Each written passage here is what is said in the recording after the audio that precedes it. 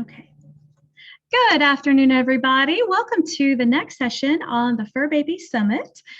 Today, we will be speaking with Dr. Dani McVety.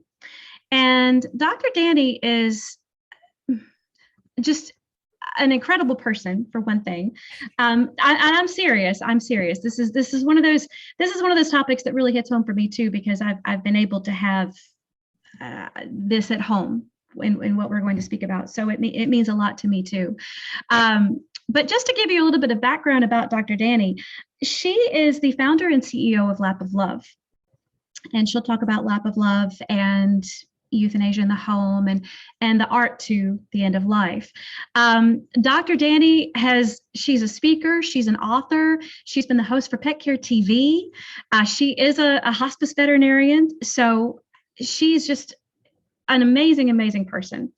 There's a lot more I could say, but I think I'm going to go ahead and get started with you so we can start with yours and not me just rambling. All right. Sounds good. So I will turn this over to Dr. Dani. Good afternoon. Thank you for joining us. Yeah, thank you for having me. This is awesome. I think this is great. What a fantastic little forum. And so this will give you background on who I am and why I'm here. Like you said, I started Lap of Love Veterinary Hospice in 2009. I had just graduated veterinary school and I was doing emergency medicine. I had no intention of it getting this big at all. None, zero intention. I just enjoyed doing end of life care. It's a huge part of emergency medicine, obviously. And I just kind of started offering it for people in the home. And long story short, it grew and grew and grew. And really got to be, a large, we're now a large company. We have over 500 employees around 36 different states. And we actually help transition over, if you will, about 10,000 animals per month around the country. So we and our team, we have about 250 doctors that are with us. So we love what we do. We all really enjoy it. So this talk today is a talk that I've repurposed from directly to veterinarians, because I lecture a lot to veterinarians on how to make the end of life experience better for pets and of course the people. So I'm taking the content that I usually share with them and basically sharing it with you guys. And the reason why I said yes to this is because I think it's important for pet parents to understand what you have control over and then what you don't have control over as well. There are some things that that we can't change, and also just to help answer some questions. So if anybody has any questions at all, then I'm more than happy to answer those as well. So we'll just kind of dive in, with the thing that most people say to me when they hear about what I do, which is, why would you do that? Who in the world would do this kind of work? That must be weird. That must be a terrible way to start your day. Would be a terrible way to end your day, all those kind of things. And of course, the one that I hear all the time, which is, I wanted to be a veterinarian also, but I just couldn't stand, euthanizing animals. And this is, let me tell you why we do this work. We do it because there is a particular type of fulfillment that comes from the thank yous that we get from helping an animal transition in a peaceful, calm, loving, compassionate way. And as an ER doctor, I can do some crazy, intense internal surgery and save your dog's life and hand him back to you, and people, clients would say, thank you, that's very nice of you, right? But they expect you to do that. Like, that's an expectation that I learned how to do in veterinary school. But I think it's a different expectation to have your pet, to say goodbye in a compassionate and really loving way. And so again, when people say, how do you do this? I always say, this is an honor. It's a huge honor to be here. It's an honor to help you through this. And honestly, I wish everybody got a thank you like I do for the work that they do in their life. And I get a big, huge, tearful thank you. Every single one of my clients gives me a huge thank you. So that's really why we do it. One of the more important things that we do is help people shift from a quality of life to a quality of death. We all understand quality of life. Everybody understands what quality of life means. It means that we are ensuring that the life of our pet is everything that it should be, right? But when we get to the end, we also have to shift that focus to a quality of death. And what that means is that, if you have a little Yorkshire Terrier that has congestive heart failure, and you want to hold on for the very, very, very last minute, you want every single moment that you can with your baby, that may not be conducive to a quality of death. You may be facing a rush to the emergency room at 2 o'clock in the morning, which is why I started this company in the first place, so that you don't have to do that. Now, if that's what you want, then obviously no one's going to stop you from that. You just need to be educated and understand what type of quality of death that is. And that is not going to be a peaceful death for you or for your pet. It's going to be stressful. It's going to be painful, sufferable, perhaps. But again, that's part of what my job is, to help prepare people and to help them understand, again, what we can change and what we can't change. I can't change how a congestive heart failure patient dies. There's nothing that I can do to make that better, just like in human medicine. But what I can do is educate you and help you make that decision to euthanize, if that's the choice that we make, just a little bit sooner, So euthanasia is an art form. All right, I'm going to start there. Euthanasia, what we do, how we do it, the process of it, there's a very small component that's actual medicine. And typically what we do is we do a subcutaneous, which means under the skin injection for sedation and pain control. And then secondary to that, or after, is a intravenous injection of sodium pentobarbital, which is the euthanasia solution. And no matter what color, no matter what brand, no matter what anything else, even what species, your pet is going to receive the same medication for euthanasia, which is, again, sodium pentobarbital. Once again, there are many different brands, and the brands make it either purple or pink or blue. And we make it a different color so that it stands out, so that you know what you're giving. Obviously that you don't ever want to give that as a mistake, right? So so again, that's that the actual medicine part of euthanasia is very, very simple. It's everything else that goes around it. There's, of course, very rarely, but every once in a while, like maybe 1 out of 10,000 clients, we will have someone that has a complaint. And that complaint is typically around something that went wrong, that they feel was done wrong.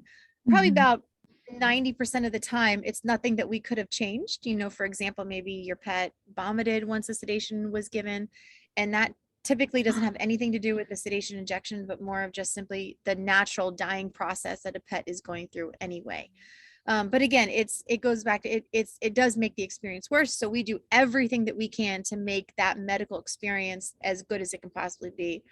And then, of course, the actual communication around it is extremely important. Us, the veterinary team, making sure that they have communicated everything to you. And that's not always something you're going to get in a general practice setting or an ER setting, especially in an ER. As a former ER doctor, things rush sometimes. And sometimes I've got to relieve your pet of suffering before I can explain why I'm even doing it. And, that's just part of medicine. So it's important, and I tell doctors this too, that the medical part of it from our perspective is very simple. From the client's perspective is not, obviously, and it is important that we explain things to you, and what we explain is also being done in a very purposeful way. I say that because there are some side effects to death that are predictable, and some that are completely unpredictable, just like in human medicine, and we should remember that we die also, right? Humans die as well. And humans typically do not die with euthanasia solution nor sedation. And sedation and euthanasia really, they mute a lot of those post-mortem changes that we see a lot in humans, like twitching and even hand movements, muscle movements. The diaphragm is a muscle as well. So there's this thing called an agonal breath. And so it can actually look like the dog or the cat. Happens more commonly in cats, crazy enough, and happens more commonly in humans as well. It actually looks like they're breathing, and it's usually just one rapid breath. And in cats, sometimes it's like 4 or 5, and it can go on for a little bit. Again, very rare, but it does happen. And so that agonal breath is just it's a spasm of the diaphragm. It's just like a hiccup. So there's other muscle twitchings that happen sometimes in the face and the muzzle, every once in a while in the toes or the feet. Sometimes if a pet, actually, if they die without euthanasia solution, many times they will stretch. So it's usually the front legs will stretch out, and then the neck will sometimes go back as well. again, it's very common. And those things obviously happen much more commonly without euthanasia. I want to really make sure you guys understand that, which is again why when I talk to families about what the plan for the passing is going to be, that's why it's important to understand all those tiny little things. Because I'll never forget, I had just started Lap of Love, and I was out of school for maybe 6 or 8 months, and this lady called me, and she had a cat with chronic renal failure. And for those of you with cats with chronic renal failure, you know, they can go for a really, really long time. But at some point they are going to succumb to the toxins that build up in their body. So this lady really wanted her cat to die of, quote, natural causes, which is a whole separate conversation because a 20-year-old cat isn't natural anyway, right? That's not even natural. I love when people with bulldogs say, I want my dog to die of natural causes. I'm like, your bulldog isn't natural. There's nothing natural about a bulldog. There's nothing natural about a Yorkie, a little Yorkie, you know? So anyway, that's a whole separate conversation, but she really wanted her cat to die without euthanasia. So I was like, okay, well, I can help you. I can help just mitigate pain and suffering. That's what we do. And, you know, for those of you that think that that's like, you know, borderline malpractice to allow, I get it, but also we allow that in humans every single day. So there's ways that I can mitigate pain and suffering. So we were helping her through that. And then I'll never forget, she called me at like 10 o'clock one night, and I don't answer we have a team that answers our phones at 10 o'clock right now. By the time it was just me, so I answered my phone. And she was livid with me. She was so mad at me. She's like, I'm on my way to the ER and my cat's screaming and her claws are out and she's clawing at the blanket and she's screaming and yada, yada. And she just went on and on and on. She was so mad at me. I had told her all of this could happen, but clearly I didn't tell her well enough or clear enough, or, you know, told her 5 times that all these things could happen. And it's really weird, but if you wanted to see some of these things, you can actually Google, or I'm sorry, on YouTube, a natural cat passing, or there aren't as many dog passing, but there are some people out there that take pride in allowing their animal to die naturally. They think it's a very, very natural experience. And there's no judgment in me saying that at all, other than if you watch some of these videos that are out there of a cat dying, one person may think that it's completely normal and fine and a beautiful thing, you know, to watch this dying process, but another person might see the exact same thing and think that cat is suffering. I'm not going to comment on those because they're very, very individual videos. I wouldn't do that for my animal. I don't think that's not something that I would want to do, because I can end I can end that process so quickly with euthanasia. But I have a great deal of respect for the natural process going in and out of this world. I have 4 kids. 3 of them were born at home naturally. The other one, whose placenta was upside down, so I had to go in for C-section. You know, but I have a lot of respect for that natural experience in and out of this world. But what I do think is important is to understand that euthanasia is like an epidural. Okay. Euthanasia will make a process. It's going to happen anyway, right? Death is going to happen anyway. We're all going to die. Euthanasia just makes the dying experience a little bit better. That's it. Just like an epidural makes the birth process, birth is going to happen anyway. Baby's coming out anyway. The epidural just makes it a little bit better. So that's how I look at euthanasia. That's how I explain the euthanasia process to clients. And hopefully that makes a little bit of sense. There are 4 budgets that I talk to people about when we are discussing the quality of life, right? Are we going to make the decision to euthanize, or are we not? And before I go into this, let me say that there is not one moment in time when it's the perfect moment to say goodbye to your pet, right? That there's, if you make it too soon, you're going to hell. If you make it too late, you're going to hell. That's not the case. There is a large subjective period of time when euthanasia is a good decision. It may not be your only decision, but it is a very good decision. All right. And some people want to make that decision very, very early in this subjective period of time because they don't want to risk a bad death. Some people want to wait until the very, very, very end because they want every last minute that they can with their pet. And again, everybody's different. Every disease process is going to be different also. You know, there are like arthritis, chronic renal failure. This is a really large subjective period of time. But everybody's going to be a little bit different. And crazy enough, there's a couple things that I have seen in trends. So the first one is that the more times people go through the loss of their pet, the sooner they make the decision. So clients of mine that have been through euthanasias multiple times, they make that decision sooner and sooner and sooner, because they know how emotionally difficult it is to look at your pet every day and think, is it today? Is it today? Is it today? And not only that, but when you continue to wait, that discomfort in your pet, the potential for suffering gets worse and worse and worse, right? It doesn't get better. That's why we're looking at this decision in the first place, is because this is better, than living with a condition in theory, right? So that's the thing, is that more times people go through it, the sooner and sooner that they, and also the more times people have been through long, exhaustive conditions, like have like an oncologist. I mean, I had this one client that took their dog to an oncologist, and they like got 6 extra months with their dog and spent a gazillion dollars, but at the time that's what they wanted to do, that's what they thought was best. And finally we ended up euthanizing.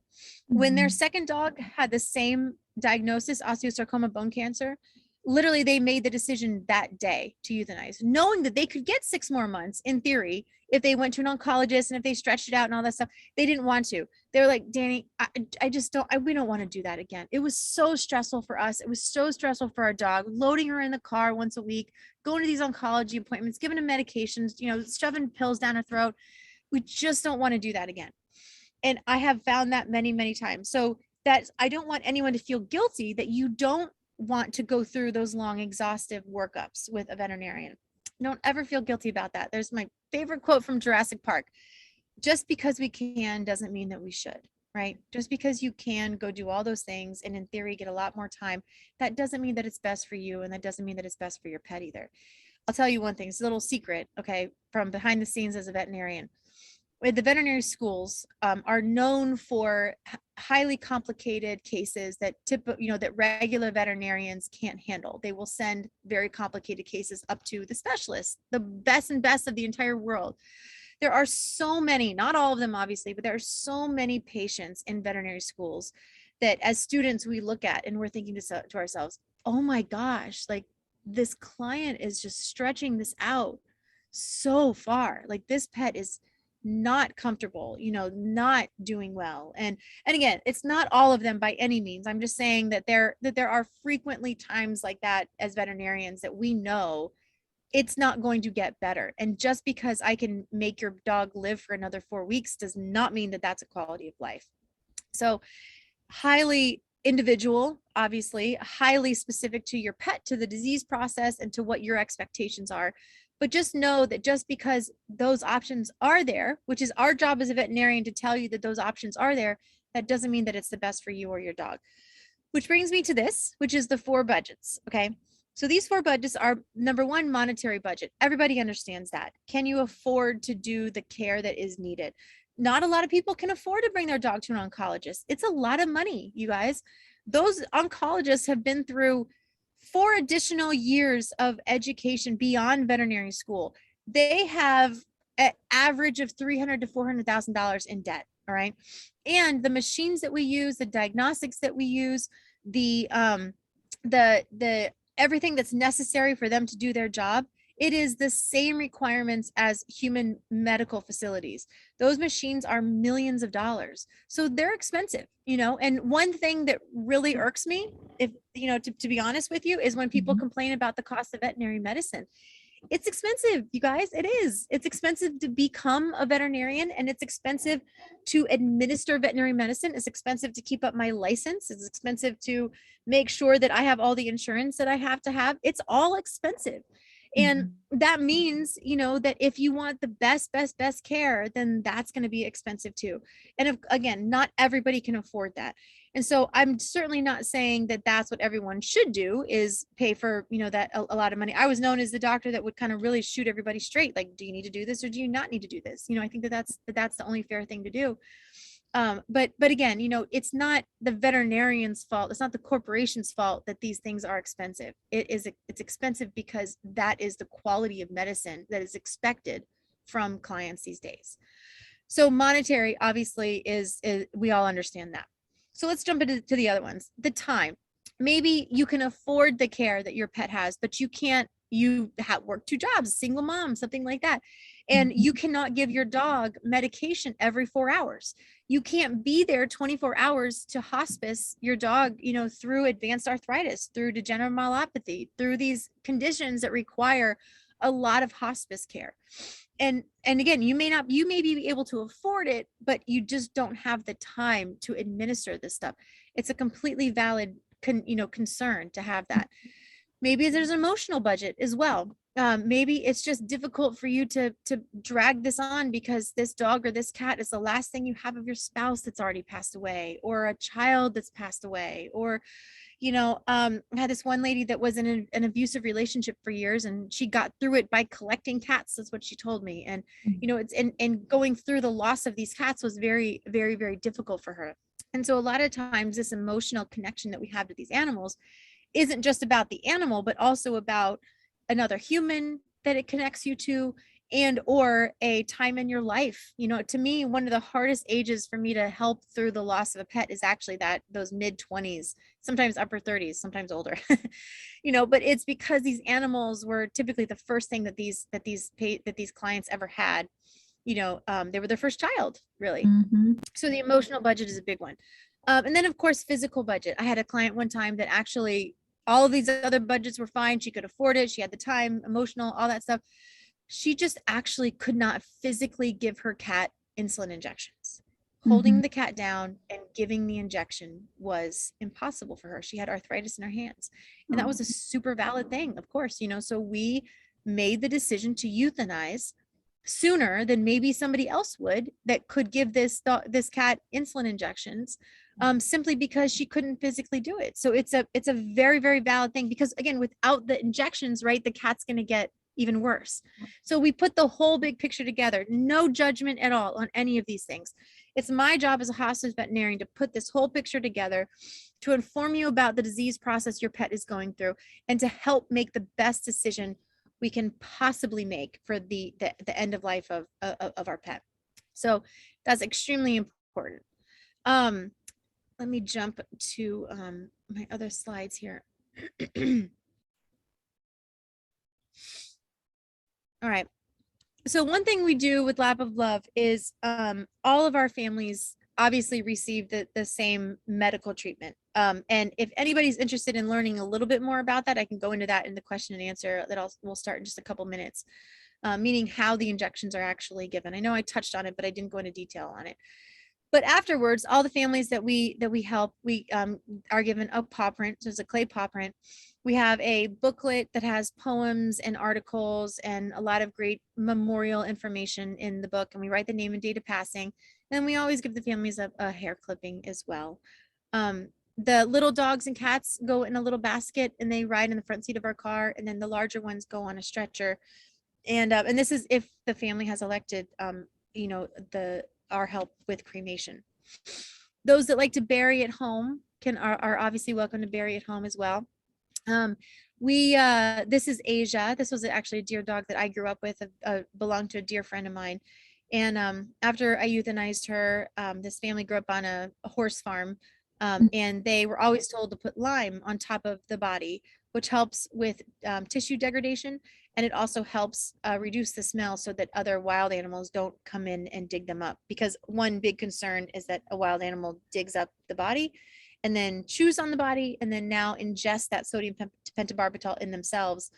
And it probably won't kill them unless they eat the whole thing, which is extremely rare. But what it probably would do is cause them to be ataxic and could, just make them appear extremely sick for a little bit.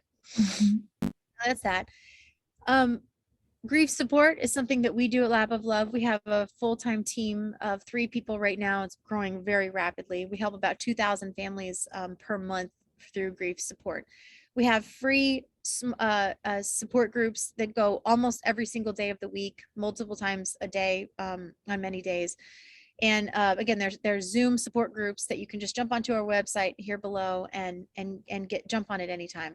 We also do small groups as a class. So families that just need a little bit more, if you're like, these Zoom groups just aren't doing it, I need more, I just need more content. Then you can jump into a class. This is a 6-week pet loss class that's led by our team. And there's homework, there's a little bit more introspection that's done, a little bit more sharing. And then we also have one-on-one coaching as well. So feel free to reach out if you guys, are visit our website if you have any interest in that. So now I will turn it over for questions. I think there are already a couple in here. Let's see, move this over. Oh, Elizabeth, you said you used us before. Dr. Sue is so wonderful. I know her. She joined us many years ago, so she's a friend of mine. She's fantastic. Thank you so much for sharing that. That's very, very sweet. All right, I will pause a little bit in case anybody has any more questions. Everybody feel free to post your questions in the chat or send that over to me. My text is up as well. Dr. Dani, if I can say too, what you just said when you were going through the buckets, that really, that's what I went through. And when I saw that, so I'm thinking now I finally have a name to put on those parts of the process. I don't, earlier when we first started, I had said part of my reason for doing this summit and for trying to bring everybody together was, part of it is to help other pet parents not have to go through what I went through. And like you said, we try to make the best possible decision and we're on an impossible road. You can't stop death. It's going to happen. And I've had a kidney cat. I've had several cancers. Our dog went to cancer. I've had several cats of mine that went to cancer. And I'm in my 40s.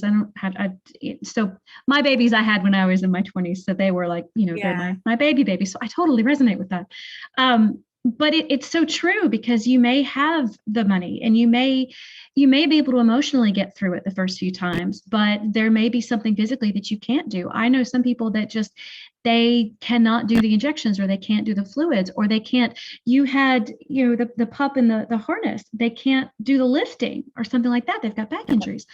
The emotional aspect of it has been really something I see that pops up that's very challenging for people in the last couple of years. And I think a lot with the pandemic changed a lot of this whole landscape, because we've been home and our pets have become even more of a companion than they were before. And so losing them has been something that's been a lot more devastating than it might have been before, when they had a buffer zone of work and being outside the home. Now they're, when they were in the home all day, that was, morning, noon, and night. And I had lost two of mine back to back during that time period. And right when one of them had passed, to your point of, we can plan. And I did that too. The first time I tried to treat, and when we got to the point where we were ready to plan it, we made a plan and it went right out the window, because I got up one morning and it was, I had to go to the eval, and it was just, so it was not enjoyable. The vet made it as easy as he could be. The vet was so gentle, and he was just a very loving man. So he took something that was awful anyway, and he made that a lot easier, made it a lot smoother. But it is hard, and it is, I've found personally, it's been easier to do it at home, where you can be with your grief and you can be with your fur baby and say your goodbyes, and then you don't have to make that walk out of the office. But sometimes we cannot control that, because I remember walking out into the office. Oh my God, yes. And I remember walking in, seeing them. Oh yeah, I can't drive. I've had to be driven. I'm sorry, but I know. Thank God. But not only that, what I tell the doctors and the teams too is it's not just the drive there. It's not just pulling in and then getting out and taking your dog or cat out of the car, and then you're in the waiting room, and then you're gonna. But to me, the saddest part, and this was always the case when I was doing ER, I would watch the people walk back to their car with their leash and their collar in their hand, and just devastating. And it's so different than when I walk out of their home. Mm-hmm. And I may have their pet with me. About 75% of the families request cremation from us, and I may be leaving with their pet, but I leave and they're sitting in their living room and they're holding each other. It makes me cry just thinking about it, but like they are in their space and they're comfortable, and I am the one that as it should be, like I'm the one that leaves, and they are comfortable and safe, and like I hated watching people walk to their car. It just always was so devastating to me. I remember sitting in the ER parking lot with my girl, my little one, my Mara. She had a nasal adenocarcinoma. So Oh, that's now, yeah, that's now when you said a lot of times you find clients that the road shortens. If I have to go through that again, I'm not going through that again. it's She fascinating though, right? Like, and you wouldn't know that at no, the beginning. no, You I wouldn't know was that that's gonna be your choice. gun ho in the beginning. It was like, no, what can we do? How can we stop this? Because I didn't know fully what it was going to do. And she, we went through radiation with her. We did the SRT, and it gave her a few extra months, and she was comfortable. But when it came back really quickly, and it started growing again really aggressively. And she was one of the ones that we were able to. We had our vet on text, like, okay, we're looking at like the next 3 days. What's your schedule look like? And you're making these text messages, and you're going, this is just so cold. Like, wow, I can't believe I'm of all the things I planned, I'm okay. All right. It's a moment, but you plan it. And she came and we did it right in our living room. And it's like you said, she was able to, we put her in a little basket and wrapped her up like a little doll, and got the little hair clipping there. And I had the presence of mind that time to do paw prints ahead of time, which was a blessing, because later you're going, oh gosh, I wish I had done this. But I had the presence. That's why we did. And it got done. Yeah. And she took her out in the basket, and we were able to hug and another big point that I've noticed with this too. And I think this is why a lot of people don't want to talk about death. They really don't. But as much as we have birth in life, we have death in life. And if you're going to go through and honor the arc of your pet's journey and your baby's journey through birth and adulthood and growing up and having all those memories with you, be able to honor them in death.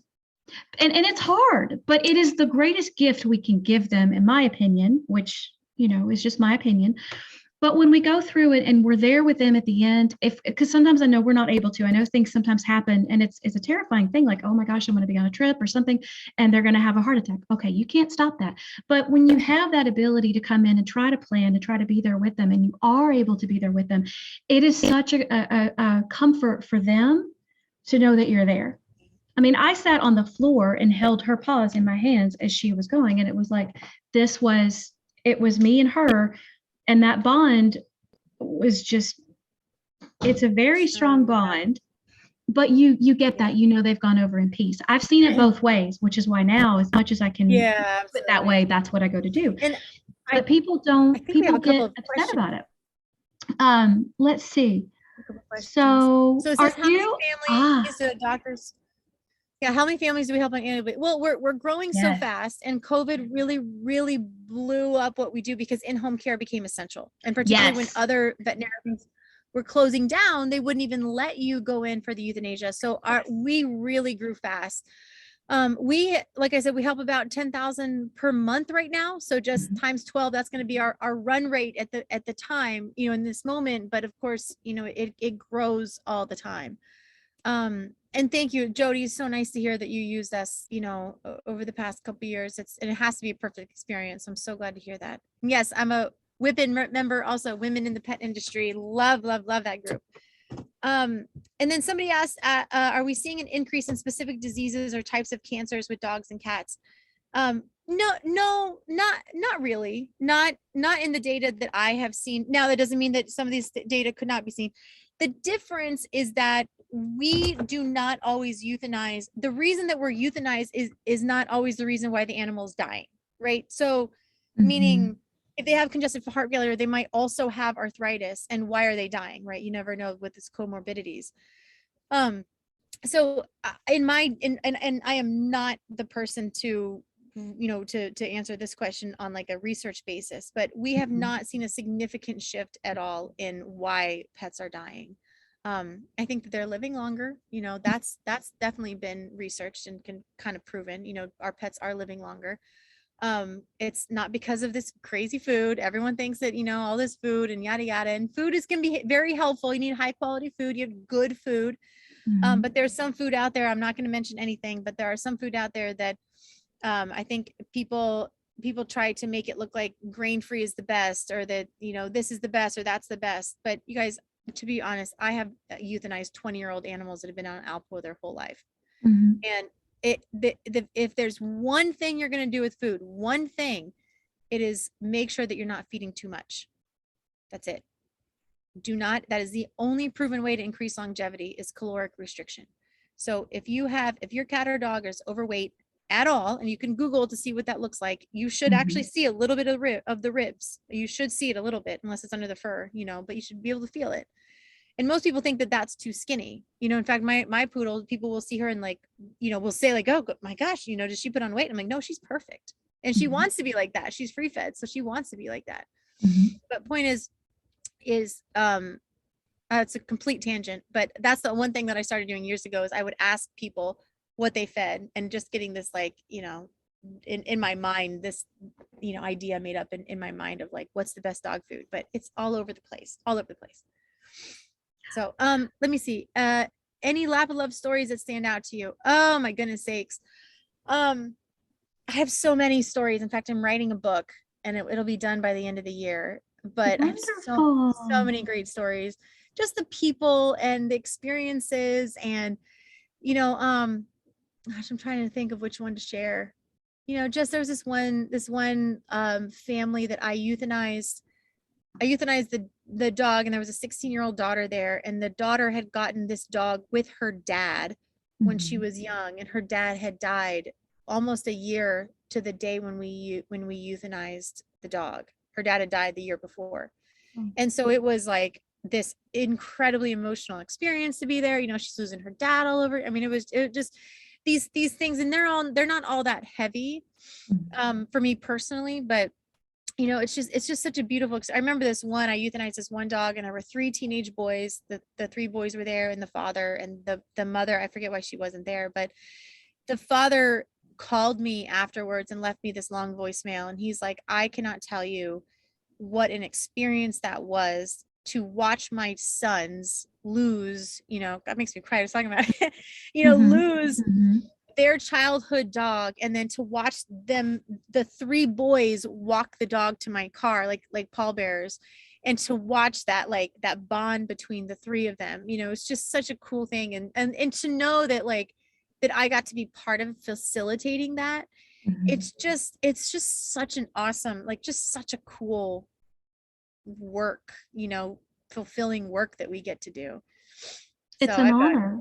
Yeah, it's a huge honor. It truly is an honor in that sense. And it's a huge service that you do for the families and for the pet parents. It really is. And it's crazy. You guys come in and it's like, this is the biggest thing that's ever going to happen to them in their lifetime. And we have such a bond, to y'all for coming in and doing that, so it's that was one of my thoughts too, that it was an honor. So I'm glad you say that. Yeah, we are huge fans. Thank you. I really appreciate you having me. It was very, very nice. Thank you. I'm hoping that people go out and they see this, and they see it in the replays, and they one other thing, when you're working with people, or when the organization is working with people on the grief side, do you encounter a lot of pet parents who have said, like, was this my fault, or what did I do wrong, or I should have done more, or I should have done less? And it's finding that middle, like, no, not feel guilty about it. You know what I mean? All the time. And I will tell you, even as a pet parent myself, when euthanasia is involved, even when the euthanasia isn't involved, when you lose a pet, there's always guilt. Always, right? And I imagine that that's the case in even in human medicine as well. Like, there's always some type of guilt. Did I do enough? Was it the right time? There's always. But I think that my job as a veterinarian is to make sure that the clients that I am working with understand that they did the very best that they could. And now we're at this place, and now we're still going to do the best we can with euthanasia, and we're going to handle it as beautifully as we can, and so I take pride in my clients having as little guilt as possible on the other side. That's what I feel my role is in this experience of end of life with a pet. So, but there's always some kind of guilt. And I will tell you, very rarely do people feel like they did it too soon. In fact, I have never had a client that said I did it too soon. I more often have clients to say, I feel so guilty, I waited too long. And that's why that coaching is really important for us as veterinarians, to make sure that we coach people properly through it so that they don't think that on the other side. And making them understand, it's okay. It's okay to say goodbye on a good day. It's okay to say goodbye literally when they, when they're having a good day. That's fine, because the alternative is that you're saying goodbye on a bad day and you're going to feel guilty about that. Yes. So it's nice to have an experience where your pet is not, suffering in that moment. Because again, it's the ones that are suffering that people really, really feel bad about. I think someone asked about a funny story. I have one funny story that just popped in my head. So, and people all the time ask me about other animals in the home. What about other animals? Should they say goodbye? Yada, yada. And here's my thing about other animals. Other animals get this better than we do. We're the ones that have a problem with the circle of life. Other animals do not. Sometimes people are like, oh, they're walking around the house looking for the dog or cat. I'm like, maybe, but trust me, they get it. We don't. So there was this one time I was euthanizing a cat, and this cat, I had euthanized this cat, and this older lady here in Dunedin, Florida. And it's, she was like such a dear sweetheart. She was so sweet. And she's been through this many times, right?